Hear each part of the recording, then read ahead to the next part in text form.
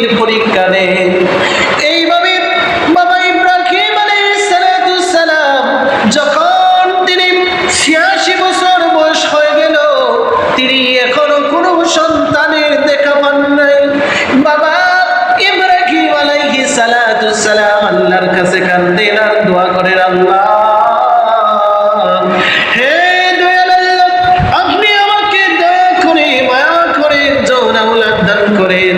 আল্লাহর কাছে বাবা ইব্রাহিম আলাইহিস সালাম এই সারাটা জিন্দেগি আল্লাহর কাছে একজন আওলাদ চাইলেন।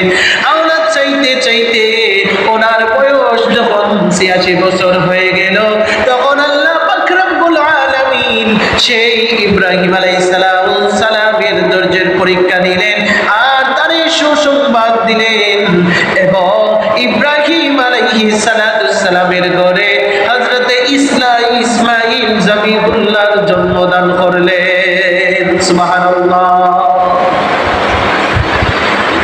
ইব্রাহিম আলাইহিস সালাম আল্লাহর কাছে দোয়া করতে লাগলেন, আল্লাহ আমাকে একজন সন্তান দান করুন।